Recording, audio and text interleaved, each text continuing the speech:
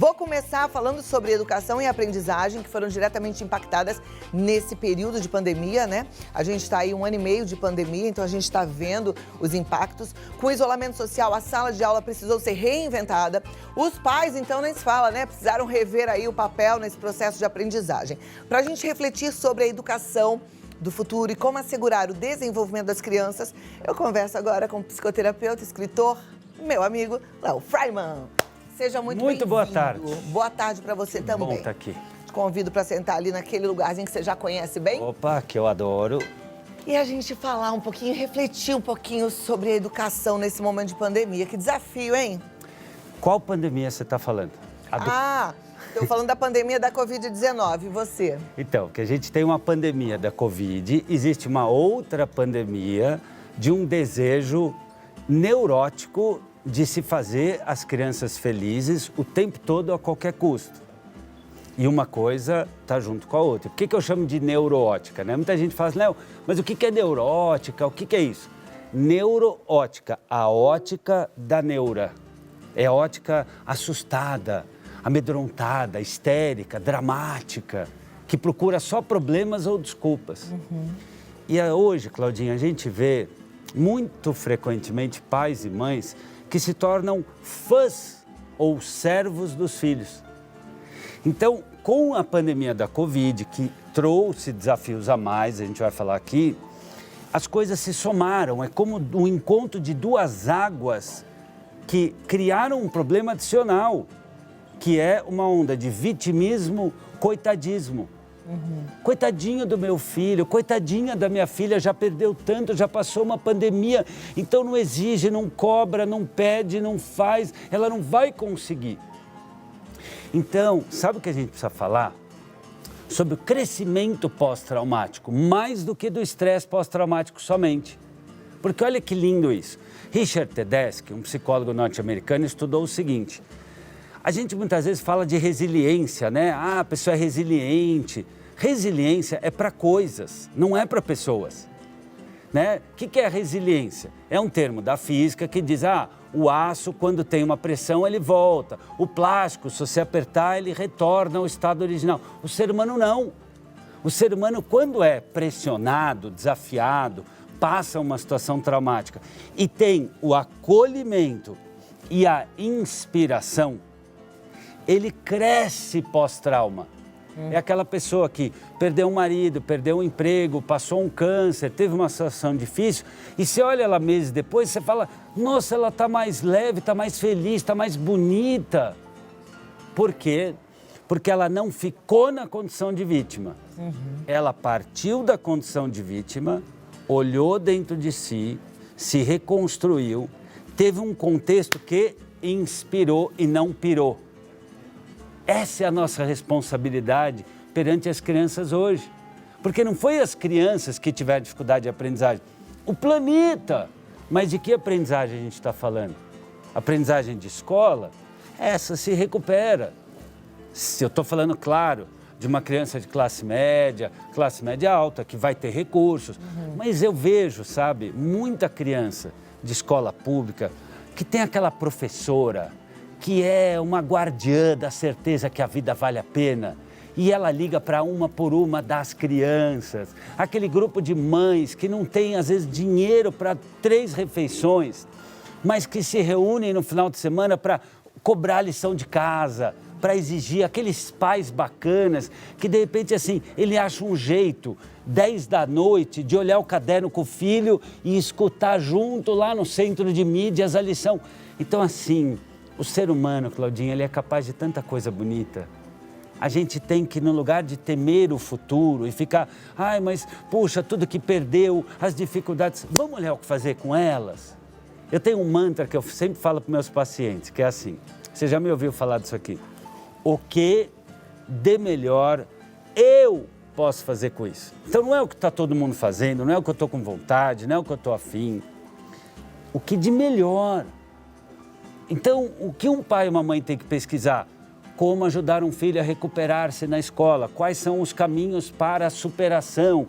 Conversar com a professora. Esse é o momento da família se unir à escola. E da mãe falar, escuta, O que eu faço para ajudar minha filha? Escuta, como é que eu acompanho a vida escolar dela? De que maneira eu posso colaborar aqui em casa? Esta mãe, esse pai, que vai trabalhar de forma cooperativa com a professora, com o professor, esta criança consegue a superação, a ação superior. Ela consegue sair do comum.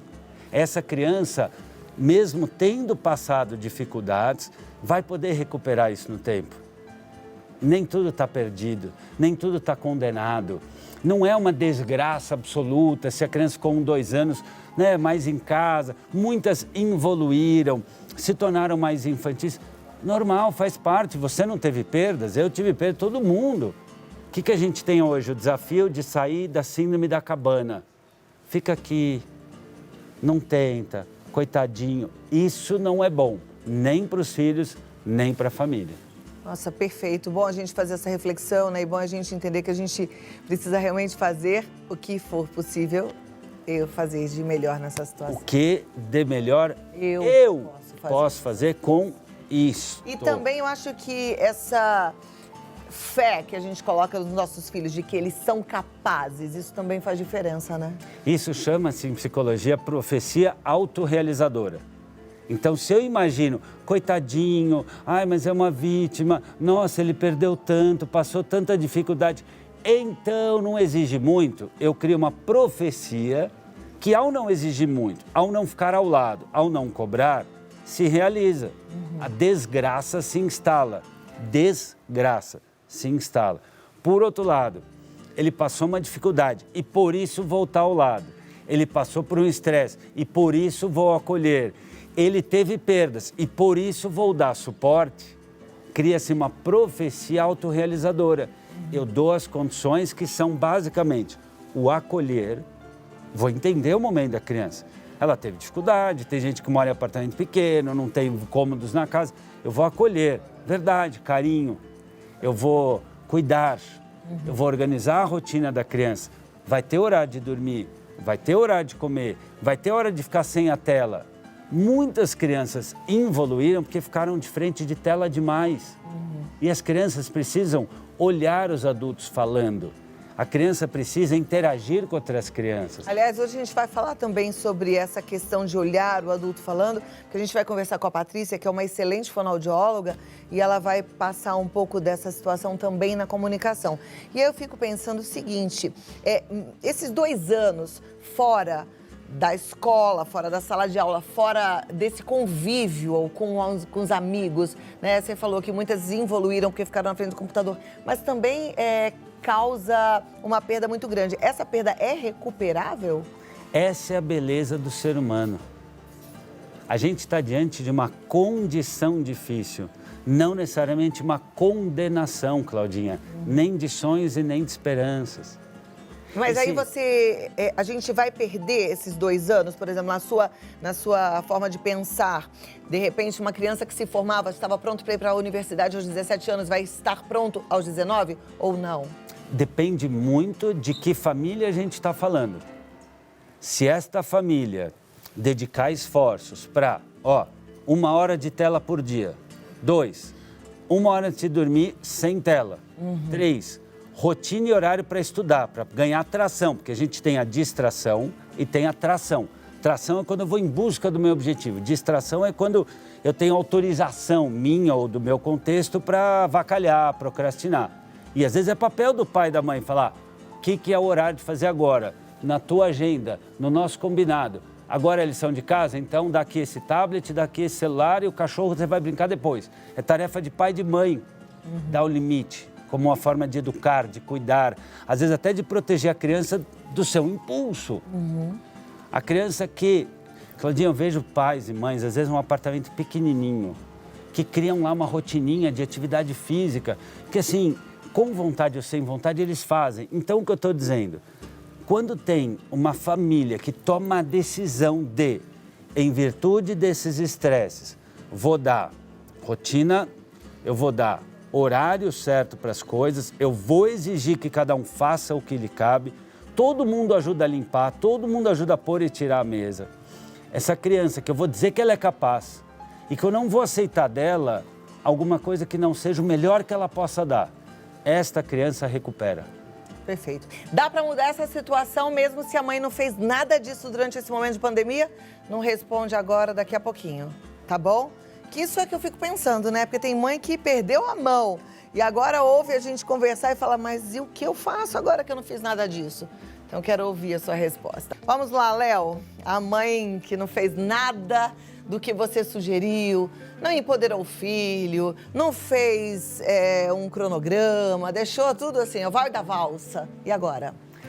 Interessante que a gente fala, às vezes automaticamente, né? A mãe que não fez, né? Uma educação, né? Não é só responsabilidade da mãe. A gente vive nesse mundo patriarcal. E a gente fala isso, é automático. Tá difícil da gente colocar esses homens na linha, viu? A gente está tentando. Tá difícil. E agora é uma boa oportunidade para isso. E por que eu estou falando isso?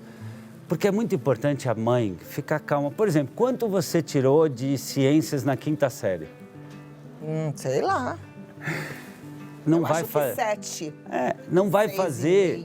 Você vê que não fez uma diferença brutal na tua vida.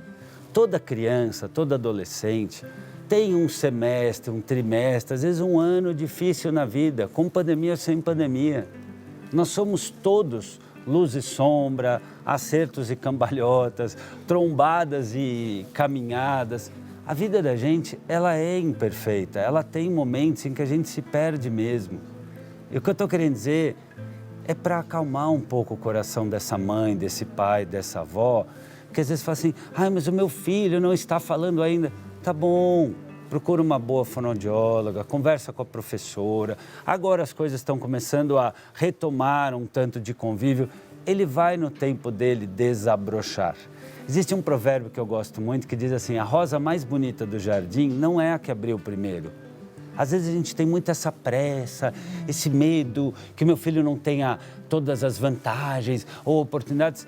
A vida, ela é muito maior do que isso. E a educação de uma criança é o pai, é a mãe, é tio, é um namorado, uma namorada, é a família dos amigos, é a escola, é a televisão, é a rede social, é a vida.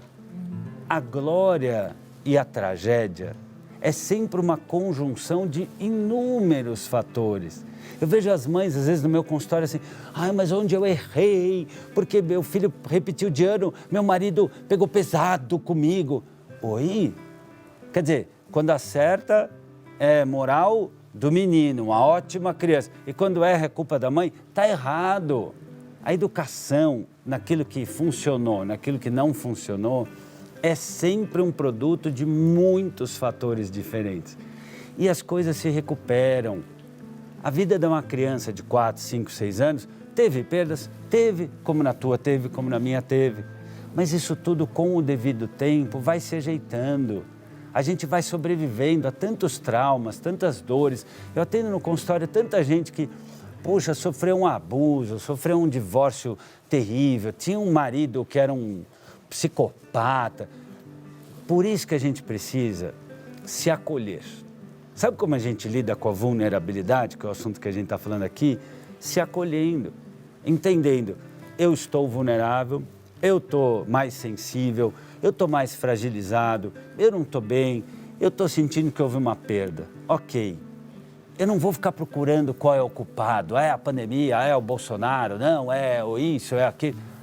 É o fato, tem um fato, aceita o fato, olha o fato e pensa, o que de melhor eu faço com isso? Então eu pesquiso na internet, eu vou numa livraria, eu converso com a diretora da escola, se precisar eu procuro um psicólogo, bato um papo com o pediatra, no grupo de mães estou precisando de ajuda com isso. Aceitar a vulnerabilidade não é fraqueza, é sinal de que a gente se ama, é sinal de que a gente é humano. Precisar de ajuda é sinal de que eu me amo tanto, que eu mereço crescer. E aquela pessoa para quem eu pedi ajuda, eu não estou levando um trabalho, eu estou levando uma oportunidade dela ter um ato de amor. Não é atrapalhar, não é mostrar que você é fraca, é mostrar que você é humana, mostrar que você é gente, que você é uma pessoa. Ninguém consegue superar as coisas sem ter um contexto de amor. E às vezes, sabe o que, Claudinha? A mãe está precisando desse amor para se livrar um pouco das culpas indevidas, das pressões descabidas, sabe, das comparações exageradas. talvez o primeiro colo que a gente precisa dar nesse pós-pandemia é para a mãe. É dizer assim, mãe, hoje educar um filho é muito mais difícil. Tem tecnologia, tem pressão, tem TikTok, tem YouTube, a família menos numerosa, a vida mais acelerada, tudo mais caro, todo mundo se compara o tempo todo. Essa ditadura da beleza, da magreza, da perfeição, da popularidade, é 10 vezes mais difícil educar um filho e uma filha hoje. Então calma, mãe, senta aqui, né? Como o Fábio Júnior, senta aqui, não tenha tanta pressa. Senta aqui, porque tudo isso agora, né? Deixa ele cantar que é melhor. É esse acolhimento. Eu acho que a mãe precisa se acolher. Sabe, falar, eu também estou numa pandemia, eu também estou namorando menos, eu também estou circulando menos, eu também estou distante das minhas amigas. Então, assim, eu fiz o que deu, eu fiz o que eu consegui, eu fiz o que eu pude, eu também estou sofrendo. Nós estamos todos, de alguma forma, neuróticos. A gente está machucado. Mas a grande questão, o que a gente vai fazer com esse machucado? Eu acho que a gente precisa, às vezes, lamber a própria ferida, sabe? Um ato de autoamizade, de autocompaixão. E falar assim, eu não dou conta de tudo o tempo todo, eu não sou a mãe perfeita e não preciso ser. Você não teve uma mãe perfeita e se tornou uma pessoa incrível. Também não tive, porque ninguém é. Mãe, minha mãe assiste o programa todos os dias. Você é perfeita assim, tá? Ele é que tá falando isso. Tá falando que eu não tive mãe perfeita, mas você sabe que você é perfeita, tá? Não é, Claudinha, não tem. A gente tem momentos perfeitos, como pai, como mãe, como profissional, como amigo. Mas todos nós somos um pouco atrapalhados. Todos nós temos alguma questão, alguma temática, alguma coisa que a gente não domina. É ou não é? Você conhece alguém que acerta em tudo, vírgula, sempre? Não tem. Então, eu diria que boa parte, inclusive, da superação das crianças, dos adolescentes, vai ser dessa mãe se pôr no colo e falar assim, ó, eu te amo, tá tudo bem, você fez o que pôde, você também foi, de alguma forma, privada de um monte de coisas. Então, agora vamos fazer assim, vamos fazer o melhor, vamos se organizar, vamos cuidar desse corpo, dessa saúde, vamos visitar um médico para olhar como é que está a parte fisiológica. A criança está com atraso nisso ou naquilo, ok, é o que deu para fazer até agora. Vamos procurar um profissional, vamos ler um livro, vamos pesquisar, vamos falar com as outras mães sobre, escuta, o que você fez para ajudar teu filho nisso? Grupo de mães pode servir para isso, para procurar uma ajuda, para procurar um caminho, para pedir uma indicação de um bom profissional. E tem aquele velho e bom recurso, Claudinha, que você sempre abre o teu programa. O que eu posso usar da palavra de Deus para, de repente, me dar a paz e o conforto? Sabe, às vezes, aquilo que a gente sempre fala aqui? Ficar em silêncio e pensar, Deus, como eu posso lidar daqui para frente? O que eu posso fazer de melhor com aquilo que está acontecendo nesse momento? Porque sabe, Claudinha, o que foi, foi. Não quer dizer ser leviano, ser indiferente.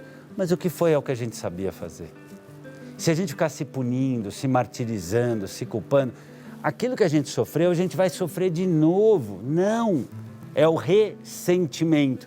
Sofri, vou ficar sofrendo de novo porque eu sofri. A culpa paralisa, né? Não. A gente fica só olhando para ela e não faz nada. Culpa não vale nada. Sabe o que vale? Responsabilidade. Responsabilidade. Ou seja, eu vou responder a isso da maneira mais sábia que eu puder. E o que eu não souber, eu peço ajuda de profissionais, de amigos, de familiares, do meu marido ou da minha esposa e de Deus. Deus, por onde eu começo a botar ordem nesta casa que é minha?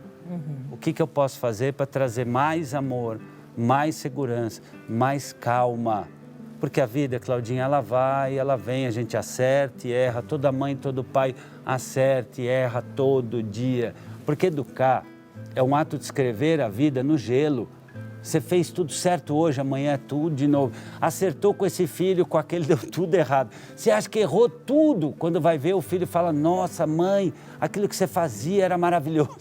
Então, quer saber, em certo sentido, todos nós somos um tanto vulneráveis, um tanto frágeis, um tanto atrapalhados, um tanto neuróticos. É isso aí.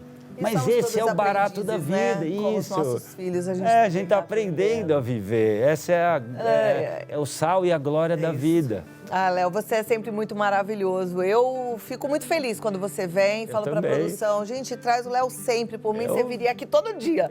Porque é uma delícia ouvi-lo, né, gente? Mas, ó, eu quero passar o site do Léo, porque, assim, eu quero que você continue aprendendo com ele. Quero que você acompanhe pelo canal no YouTube. Então, é leofreiman.com.br, Léo Freiman no YouTube, Léo.Freiman no Face e Léo Freiman Oficial no Instagram. Qualquer dúvida, eu preciso marcar um presencial, quero marcar uma consulta. 11 9 52 36 60 38. Entre em contato que eu tenho certeza que você estará muito bem amparada. Adorei te ver, você tá linda de muito rosa, obrigada. cor. Eu adoro, eu quase todo dia almoço te olhando ali, então fala tão gostoso. E ó, fica aí, porque já vem a Patrícia e você vai ouvi-la também. Quero aprender, com certeza. Excelente fonoaudióloga. Obrigada, Léo Freiman. Beijo. Léo Freiman Oficial, maravilhoso, né? Agora vem você comigo, porque a gente...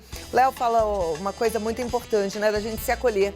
E às vezes a gente tá tão carregado de culpa que a gente não consegue nem mais se olhar, fica só olhando pra culpa. E aí começa a dar até mau exemplo. Mãe que não se cuida, tá ensinando pro filho que ele também não precisa se cuidar. Já pensou nisso? E tem muita mulher que se largou, que não tá nem aí pra si mesma. Amiga, volta, porque você é muito importante. Você tem que ser aquele bom exemplo. Ame-se, cuide-se